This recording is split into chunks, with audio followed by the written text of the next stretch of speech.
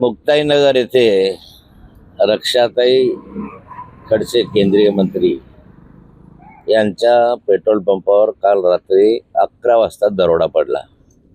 यामध्ये 5 लोक सामील होते। 2 मोटरसायकलवर आले होते। तिघांकडे कट्टे होते, बंदुका होत्या आणि या माध्यमातून त्यांनी धाक दाखवला आणि इथे CCTV कॅमेरे फोडले।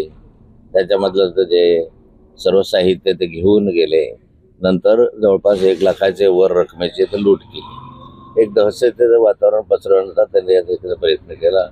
निव्वळ इथेच केला असं नाही, त्या अधिकारी म्हणून पेट्रोल पंप आहे तिथं ते गेले, तिथेही त्यांनी असं लूटमार करण्याचा प्रयत्न केला। नंतर वरणगावला गेलेत, वरणगावला त्याने फायरिंग केलं या ठिकाणी।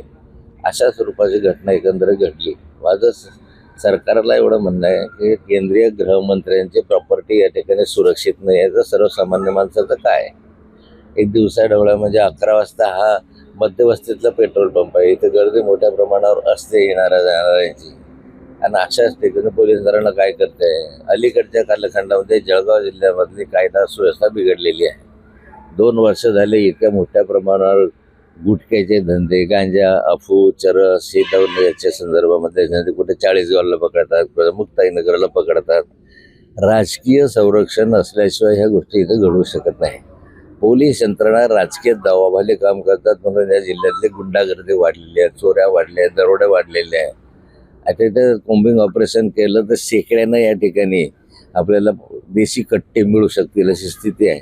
पोलीस यंत्रणा हप्ते खाण्यामध्ये मशगूल आहे आणि या पोलीस यंत्रणा निष्क्रिय झालेली आहे जिल्ह्यातलीच। खूप मोठ्या प्रमाणावर दरोड्यांची वगैरे संख्या होत आहे।